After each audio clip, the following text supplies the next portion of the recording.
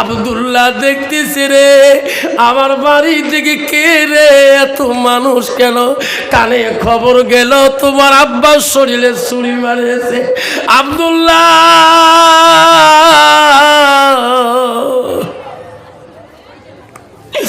পাখির মতন করে দৌড়ে আসিয়া সোনা মদিনার এমন কোন দুশ্মন নাই তোমার সামনে দাঁড়া। আজকে তোমার শরীরে কে আঘাত করলো গো আব্বা? আব্দুল্লাহ কান্দে রে বাড়িতে নিয়ে নামাইলে আব্দুল্লাহ পাগল হয়ে যায়। বড় ছেলে গো আব্বা কে আমাকে আজ থেকে আব্দুল্লাহ করি হযরত উমর জ্ঞান ফিরে দেখি রে আব্দুল্লাহ কান্দেছে। আয় আয় বাবা কান্দিস না, এখন আজাল এসে গেল, আমার যাবার সময় আছে বাবা কবরে। আয় শোনায় আব্দুল্লাহ কান্দে রে। আব্দুল্লাহর কান্দ দেখি মদিনা রাষ্ট্রপতি দেখে, তার মেয়ের নাম হাফসা, নবীজির পাঁচম বিবির নাম হাফসা। হযরত উমরের মেয়ে নবীজির সঙ্গে বিবাহ দিয়েছে। হাফসা কাঁদতেছে, বেটি রে এত কান্দিস কেমন? পৃথিবীর প্রথম খলিফাতুল মুসলিমিন ছিল হযরত আবু বকর, দ্বিতীয় খলিফা ছিল হযরত উমর, তৃতীয় রাষ্ট্রপতি খলিফা ছিল হযরত ওসমান গনি, চতুর্থ ছিল হযরত আলী। চারজন খলিফার মধ্যে সবচাইতে তেজি মেজাজি রাগ আকাঙ্ক্ষিত ছিল হযরত উমর। হযরত উমর খলিফাতুল মুসলিমিন মদিনার থেকে ফেরার পরে বাড়িতে খালি আসলেন, এমন সময় একটা মানুষ আসি তার দরবার হাজির হলেন। ইয়া খলিফা মুসলিমিন, ও মদিনার রাষ্ট্রপতি, আমি আজ কয়দিন থেকে তোমার দেখা পাই না। খলিফা গো, আমি আপনার সাথে দেখা করতে আসলাম। আমি মদিনার মানুষের মুখে শুনছিলাম আপনি বলে গরিবের সহায় করেন, আপনি বলে গরিবের সাথে দাঁড়ান, আপনি বলে গরিবকে ভালোবাসেন। ও খলিফা, আমি একটা অসহায় মানুষ, আমি আপনার কাছে সহায় নিতে আসলাম। খলিফা বলে, এই বেটা, তোর নাম কি, কি পরিচয়, কোথায় থেকে আসলি, এই কথা বলো। কইছে খলিফা, আমি একটা বিদিন ছিলাম, লেহেন্দারা যুদ্ধের মধ্যে মুসলমানের কাছে আমি বন্দী হয়ে যাই। তোমার একজন সাহাবী হযরতে মুবারক রাদিয়াল্লাহু তাআলা আনহু, উনি আমাকে গোলাম হিসেবে খরিদ করে নিয়ে আসে। ওগো খলিফা, আমি এখনো মুবারকের বাড়িতে গোলাম হয়ে আছি। আমার প্রতিদিন 200 দিরহাম করে টাকা দিতে হয়। আমি বহুদিন থেকে টাকা ঋণ শোধ করি, এখনো আমার টাকা ঋণ শোধ হয় না। খলিফা গো, আমি অসহায় পড়েছি, ওনার কাছ থেকে আমাকে মুক্ত করে দাও। আপনি গরিবের সহায় করেন, আপনি দয়া করে ওনার কাছে মুক্ত করে দেন। খলিফা বলছে, তুমি 200 দিরহাম টাকা দাও, তোমার ইনকাম ফ্যাসিলিটি দেখি, তোমার কাম কি? বলছে, ও খলিফা, আমি জীবনে 3টা কাম শিখছি। কয়টা? জোরে কবেন, কয়টা? খলিফা বলছে, 1 নম্বর কাম কি? 1 নম্বর কাম হলো খলিফা, আমি হলাম কর্মকার, যাই লোহা গলিয়া পাশুন খন্তা বানায়, তা কি বলে?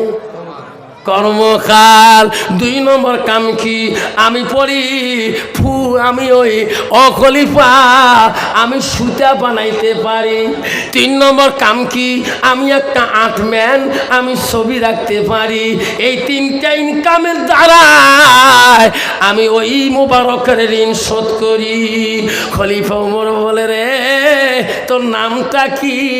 কইছে, আমার নাম খলিফা, আমার নাম হলো আবু লুলু। আবু লুলু, আমি শুনছিলাম তুমি বলে একটা উচ্চ জাতের শিল্প, তুমি বলে আকাশের কল বানাইতে পারো। আমি মদিনার রাষ্ট্রপতি বলছি, তুমি যদি একটা আকাশে উড়ে কলম আনি দিতে পারো, আমি মোবারকের কাছ থেকে তোকে মুক্ত করিয়ে দেব। খলিফার কথা শুনি আবু লুলুল বলল, আল্লাহ, এই আকাশে উড়ে কল বানাইতে কত বছর লাগবে? আমি মুক্তিও পাবো না, আমার কোনো লাভও হলো না। বলছে, খলিফা, আমি আপনার কাছে ক্ষমা চাই, আমি আপনার আকাশে উড়ে কল বানিয়ে দেবো না, আপনার কাছে আমার সহায়ও লাগে না। খলিফার মুসলিমিনের কাছ থেকে আবু লুলুল মনে মনে আঘাতপ্রাপ্ত হয়ে চলে গেলেন। রাস্তা দিয়া যায় বলে, হে খলিফা, আমি মানুষের মুখে শুনছিলাম তোর কাছে কোনো মানুষ উচ্চস্বরে কথা বলতে পারে না, কিন্তু আমি আবু লুলুল ছাড়বো না। মদিনার জমিনে একদিন আমি তোর পিছন ছাড়বো না, ইয়ের প্রতিশোধ আমি নিয়েই ছাড়বো। বহুদিন বহু কাল চলে গেছে, আবু লুলুল কথা বলে নাই, খলিফা ওমর ভরে গেছে। মদিনা রাষ্ট্রপতি মসজিদে ফজরে নামাজ পড়িতে যায়। আবু লুলুল বেঈমান খলিফা ওমরকে মারার জন্য মুসলমানের রূপ নিয়ে অস্ত্রপাতি ভিতরে কাপড়ে ঢুকিয়ে নিয়ে ওই মসজিদে যায়, যে মসজিদে খলিফা ওমর নামাজ পড়বে। প্রথম কাতারে আবু লুলুল ওই দুধারি ছুরিটা ভিতরে নিয়ে প্রথম কাতারের উমরের পিছনে দাঁড়িয়ে আছে। বাবা, কষ্ট হয়, কষ্ট হয়। খলিফা তো বুঝলো না, ইনি তো মুসল্লি রূপ, মুমিনদের রূপ, চেহারা পানি নিয়ে গেছে। আমার পিছন কাতারে দাঁড়িয়ে আছে, সাহাবা কেরাম দাঁড়িয়ে আছে, মুমিন মুসল্লিরা দাঁড়িয়ে আছে। নামাজের টাইম হয়ে গেল, খলিফা রাষ্ট্রপতি ওই ইমামের জায়গায় দাঁড়িয়ে গেল। আবু লুলুল বলে, রে এখন ছুরি চলা যাবে না, এনাদের একটা নিয়ম আছে, যখন নামাজের নিয়াত তাহির ইমাম বানবে, সবাই একজোটে বানবে, তখন কিন্তু নিয়াত ছাড়ি দেয় না। তখন ওমর তো সামনে কাতারে ইমামের জায়গায় গেল। মদিনা রাষ্ট্রপতি আল্লাহু আকবার বললে, মুসলমান নিয়াত মানলো, সাহাবীরা কিছু নিয়াত মানলেন। আবু লুলুল ওই কাপড়ের ভিতর থেকে ছুরিটা বার করলেন। হায়রে, মদিনা রাষ্ট্রপতির সূরা ফাতিহা শেষ হয়ে গেলেন। আল্লাহ আর একটা সূরা মিলাই বেড়ে, ওই সূরা পড়া অবস্থায় বেঈমান আবু লুলুল এমন ভাবে ছুরি মারা শুরু করলেন, একটা না বাবা রে বাবা, মারতে আসে রে। হযরত ওমর নামাজে ঢুলিয়ে পড়ে নাই, প্রথম একাল নামাজ পড়া শেষ করে দিলেন, দ্বিতীয় রাকাতে দাঁড়াইলেও আর খারাপ হইতে পারে না। পিছনে আব্দুল বিন রাফ রাদিয়াল্লাহু তাআলা একজন সাহাবী ছিল। হযরত ওমর বলছে, আব্দুল বিন রাফ রে, নামাজ নষ্ট করা যাবে না, তুমি আমার এক রাকাত নামাজ তুমি পড়ে দাও। আব্দুল বিন রাফ দেয়ার সামনে দাঁড়ায়া দ্বিতীয় রাকাত নামাজের সূরা মিলিয়া যখন দাঁড়ালেন, মদিনা রাষ্ট্রপতি নামাজের ইমামের জায়গা থেকে বেরিয়ে যা দাঁড়াম করে পড়িয়া গেলেন। কিতাবে আছে কতগুলো মুমিনরা আবু লুলুলের তরবাল মারা দেখছিলেন, সঙ্গে সঙ্গে নামাজে নিয়ে ছাড়ি দিয়া আবু লুলুলকে অ্যাটাক করেছিলেন। যাতে দেয় নাই, যাতে দেয় নাই। হায় রে, নামাজ যখন সালাম শেষ হয়ে গেল, মদিনার রাষ্ট্রপতি মসজিদে বুড়ি গড়ি দিয়ে কান্দে, রক্ত রক্তিত হয়ে যায়। আবু লুলুলকে আটক করে দিল। মদিনার মানুষ কান্দে রে, কি ঘটে গেল রে, যে মদিনা রাষ্ট্রপতির সামনে কোনো মানুষ দাঁড়াইতে পারে নাই। আজকে কে রে, কোথায় বাড়ি না? খলিফাকে নিয়ে পাগল হলো সাহাবীরা, ঘাড়ে করে নিয়ে যায় বাড়ি মুখে, রাষ্ট্রপতির বাড়ির দিকে যায়। খলিফা রাষ্ট্রপতি উমরের প্রথম ছেলে ছিল আব্দুল্লাহ। আব্দুল্লাহ দেখতেছে রে, আমার বাড়ি থেকে কে রে, এত মানুষ কেন? কানে খবর গেল তোমার আব্বার শরীরে ছুরি মারেছে। আব্দুল্লাহ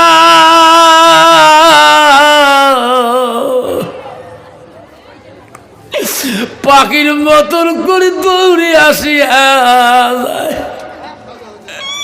সোনাপা মদিনার এমন কোন দুশ্মন নাই তোমার সামনে দাঁড়া। আজকে তোমার শরীরে কে আঘাত করলো গো আব্বা?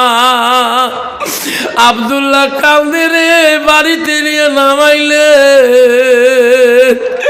আব্দুল্লাহ পাগল হয়ে যায়। বড় ছেলে গো আব্বা,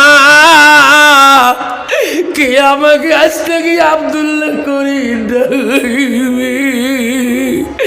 আব্দুল্লাহ বাড়িতে থাকে না, দৌড়ে রে কোথায় বিজ্ঞ চিকিৎসক পাওয়া যাবে।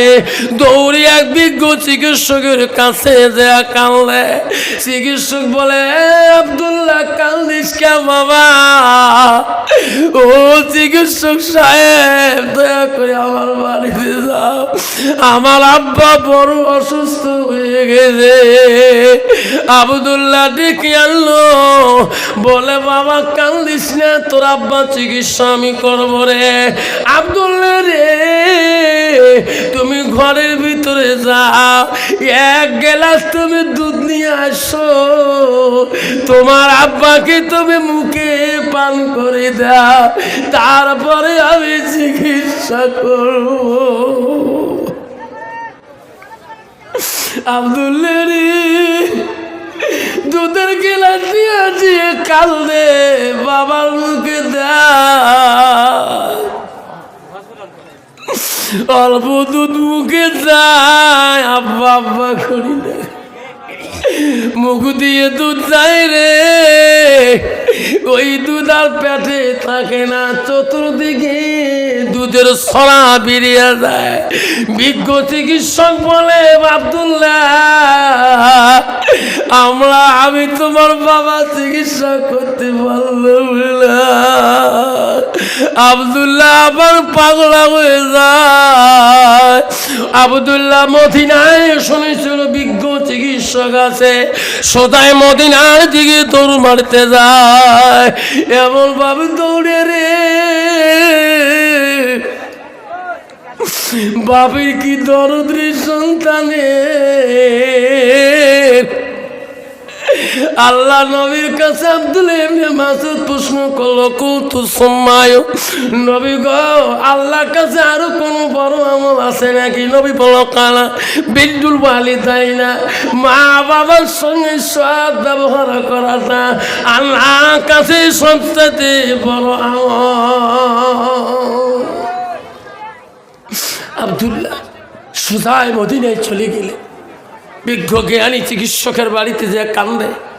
জ্ঞানী চিকিৎসক বলে, বাবা তুমি নাকি রাষ্ট্রপতির ছেলে? বলে, হ্যাঁ। বাবা তুই কাঁদছো কেন? কয়েছে চিকিৎসক সাহেব, বাবু গো দেরি করেন না,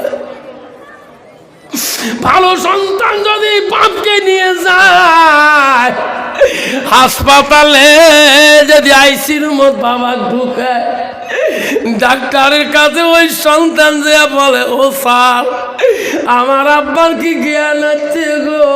আব্বাটা আমি এক নজর দেখতে চাই। ভালো সন্তান যদি হয়, মাকে যদি আইসি রুমে ঢুকায়, ওই সন্তান বারবার ডাক্তারের কাছে কান্দে, স্যার আমার মাটা কি জ্ঞান আসবে? ডাক্তার চোখের পানি দেখি বলে, বাবা কান্দিস না, খোদার নাম রে, আমি এ বাবা খোদার নাম লে, আমি তোর বাবা সুচিকিৎসা করব। আব্দুল্লাহ কানতে কানতে ওই বিজ্ঞ ডাক্তারকে বাড়িতে আনলেন। আব্দুল্লাহ কান্দিস না বাবা, তোর বাবার জন্য আমি মদিনার থেকে আসি, তুমি ঘরে যেয়া এক গ্লাস আঙ্গুরের রস নিয়ে আসো। কিসের রস? আঙ্গুরের রস নিয়ে আসো। বর্তমান যুগে বাপ যদি ঘরের মধ্যে কান্দে, মা যদি ঘরের মধ্যে কান্দে, সন্তান এমন বিবি রাখছে, বাবা এক গ্লাস ঠান্ডা পানি পর্যন্ত পায় না। জোরে কোন ঠিক না বেটি? দুধ তো দূরের কথা, এক গ্লাস ঠান্ডা পানি পর্যন্ত পায় না। আন্ধার ঘরে পর্যন্ত মা বাবার জীবন চলিয়ে যায়। আব্দুল্লাহ আঙ্গুরের রস নিয়ে আসি ডাক্তারের কাছে কাঁদতেছে, বলছে আব্দুল্লাহ রে তুমি এত কান্দো কেন বাবা? আমি যত দেখছিলাম এমন সন্তানের ভালোবাসা আমি জীবনে দেখি নাই।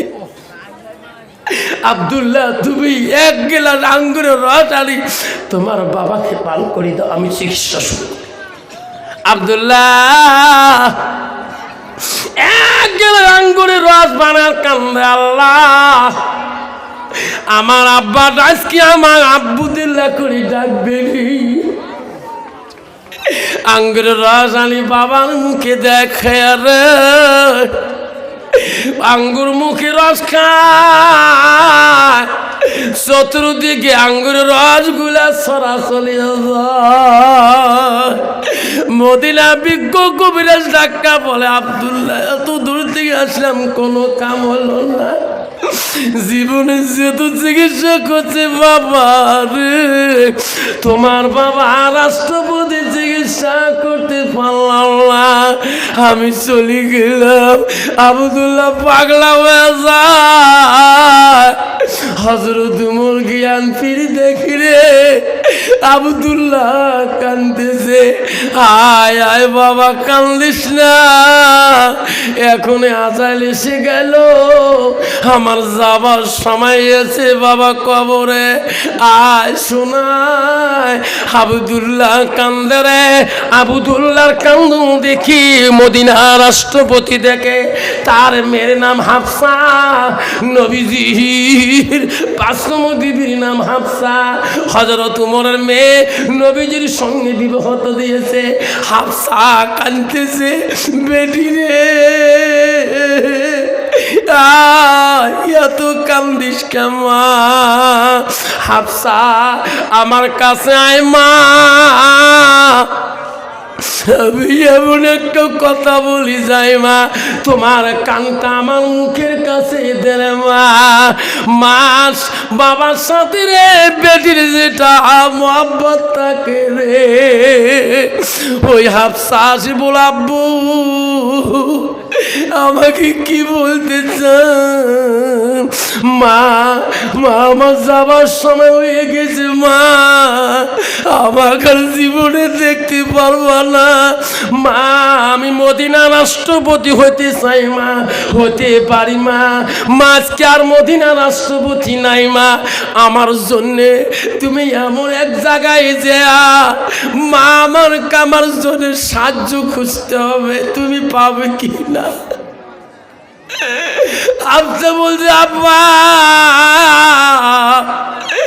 আপনি মদিনা রাষ্ট্রপতি হয়া আমি তোমার মেয়ে হয়া কার কাছে সাহায্য চাও?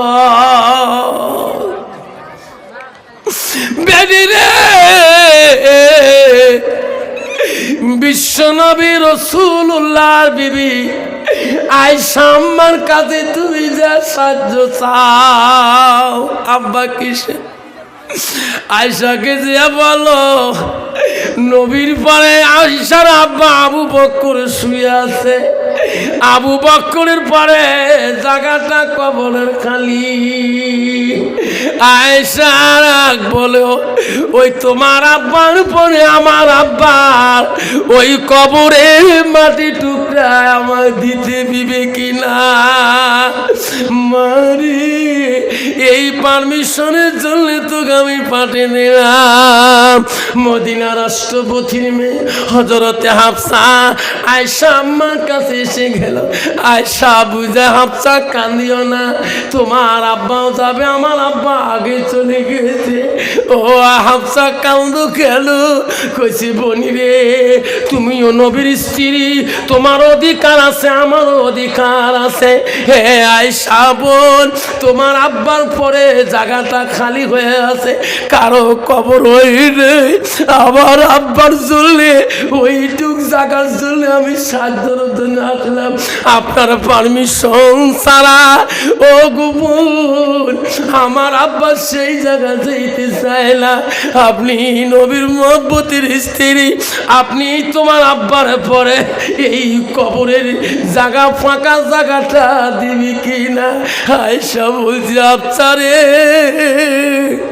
তোমার আব্বা আমার আব্বা এত বন্ধুত্ব ছিল রে, এত নবীর ভালোবাসা ছিল। আমি আয়েশা মনে করছিলাম নবীর পরে আব্বা ঘুমাইবে, আব্বার পরে আমি ঘুমাবো। আমার নবীর সাথে ভালোবাসা থাকার জন্য, আমার আব্বার সাথে ভালোবাসা থাকার জন্য যারে আমি আয়েশা ওই কবরে থাকতে চাই না।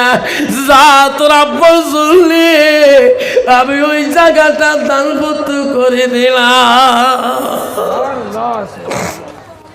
প্রতাপগঞ্জের বন্ধু আজকে এই কবরস্থান আছে গো। আল্লাহ নবী বলেন যে নবী বলে মানুষের মৃত্যুর পরে মানুষের সৎ আমল গুলা, নেক আমল গুলা কবরে গেলে বন্ধ হয়ে যায়। নবী বলে ইল্লা মিন সালাসাতি, তিনটা আমল কবরবাসীর জন্য বন্ধ থাকে। সব আমল বন্ধ হয়, তিনটা আমল বন্ধ হয় না। নবী বলে এক নম্বরে সাদাকাতুল জারিয়া, যারা দুনিয়ার বুকে সাদকা জারিয়া করে, দান খয়রাত করে। বুখারীর হাদিস। আব্বা গো ও প্রতাপগঞ্জের বন্ধু, আজকে আপনার মা নাই বাবা নাই গো, কবরে শুয়ে আছে। তুমি আজকে কত টাকা অ্যাকাউন্টে রাখছো রে সোনা? তোমার সন্তানের জন্য কত চিকিৎসা, তোমার বিবির জন্য কত রানসিংয়ের চিকিৎসা, তোমার মা তোমার আব্বা যে জায়গায় পড়ে আছে বা সেই বাবাটা মাথার জন্য আমি চারটে বাবার কাছে হাত ধরি মোলাকাত করতে চাই। তোমার বাবার কবর, মার কবর আল্লাহ জান্নাতের বাগান করে রাখবে ৫,০০০ করিয়ে। আমি সর্বপ্রথম আমি একটা বাবার নাম শুনতে চাই। আল্লাহ তোমার বাবা তোমার মার কবর জান্নাতের বাগান করে রাখবে। আসবেন একটা বাবা, আসবেন একটা বাবা, আসবেন গো। শোনার চান্দা একটা বাবা ৫,০০০ টাকা দিয়ে আজকে তোর মার কবরটা, বাবার কবরটা জান্নাতে করার জন্য। কি নাম বাবা? তোর নাম কি? সবসে। মা বাবা আছে? কত দি? ৫,০০০। আল্লাহ আমার ভাই, আল্লাহ মা নাই বাবা নাই, আল্লাহ ৫,০০০ টাকা নাম লেখি দিল। আল্লাহ আল্লাহ সবসে ভাই আমার বললো হুজুর আমার মা নাই বাবা নাই, এই কবরস্থানের জন্য হুজুর আমি ৫,০০০ টাকা লিখে দিলাম। নাই থাকবে আসেন কোন বাবা। আমার দুলাল ভাইটা কোথায় গেল গো? দুলাল রে দোয়া করি রে দুলাল, তোর কাছে দোয়া করি আল্লাহ কোটি টাকার মালিক বানাবে। আসাম, বাংলা রাজ্য, বিহার, উড়িষ্যা গেলাম। এইবার ২৯শে নভেম্বরে আমি নেপাল রাজ্য ওয়াজ করে আসলাম। আবারে আব্বা আমি দোয়া করবো রে তোর জন্য স্পেশালি একটা দোয়া করি। এই কবরস্থানে চললে রে দুলাল, যতদিন আফসর মাওলানা বেঁচে থাকবে দোয়া কর। ১০,০০০ টাকা তোর কাছে আরজি করে যাম রে দুলাল। আমার ভাই আল্লাহ ভাই আমার মাওলানা সভাপতি ভাই নুসাম ভাই আমার আল্লাহ ৫,০০০ টাকা আল্লাহ দান করলেন। আমার দুলাল ভাই স্পেশাল একটা আমি বলি গো, অন্তর দিয়ে বলবা তোর জন্য ৫ না কত ৭,০০০ নাই থাকবে। আমার দুলাল ভাই ৭,০০০, আমার মুসলাম ভাই ৫,০০০। একটু দোয়া করবো আদামিন আল্লাহ আমিন। অগমালা দেখে রে তাকায়া তিন বান্দা দান করিল 17,000 টাকা এই কবরস্থানের লাগিয়া। কারো মা নাই, কারো আব্বা নাই, আছে কবরে পড়িয়া। আল্লাহ ওই কবর দিও তুমি জান্নাতে বাগান করিয়া। লা ইলাহা ইল্লাল্লাহ মুহাম্মাদুর রাসূলুল্লাহ। লাই তাকবীর। আসো, আমি চাচ্ছিলাম 4টে বাবার কাছে, 5টা বাবার কাছে 3 জন এসে গেছে, 5,000 টাকা করি। আসো, আর 2টে বাবা আসো, 5,000 করি। আল্লাহ এলাকাত কোনদিন তো গরিব বানাবে না, কোনোদিন গরিব বানাবে না। আমার মা বোনের আপার দাঁড়ালে আসছেন, মা বোনদের প্যান্ডেল থাকে যদি একটা কাগজের টুকরে আছে, হুজুর আমি প্রেসিডেন্টের বিবি, আমি প্রেসিডেন্টের মা, আমি মাস্টারের বিবি, মাস্টারের মা, মাস্টারের ভাবি, মাস্টারের খালা, হুজুর আমি 5,000 টাকা পাঠিয়ে দেবো। অজু শেখ কত আছে এখানে? অজু ভাই আছেন এখানে? কার নাম গো? অজু ভাই, একটু আমার সাথে মোলাকাত করলে খুশি হয়ে যাব। তোর নাম বা তোর নাম কি? নজরুল ইসলাম। নজরুল ইসলাম, কত দেবো বা?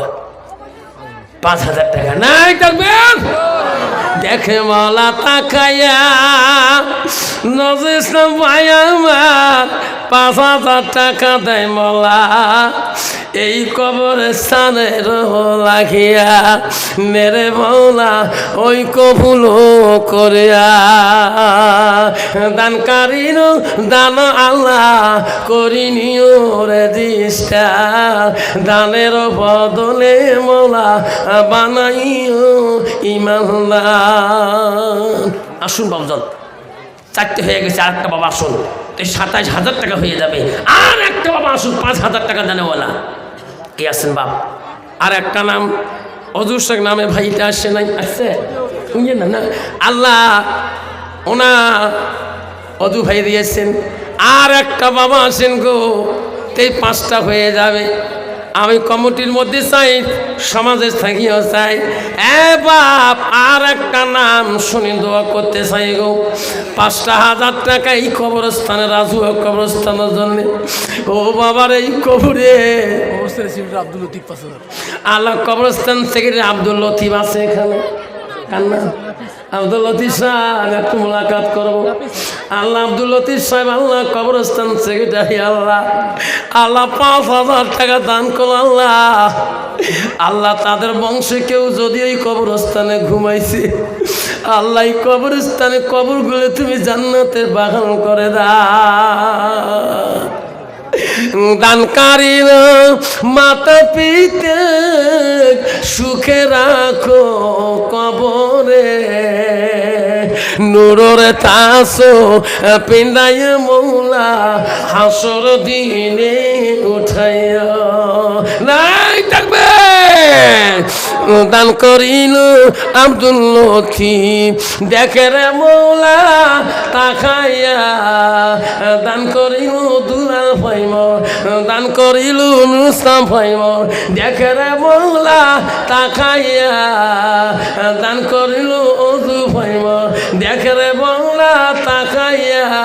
দানের বদলে মৌলা বানাইও ইমানদার।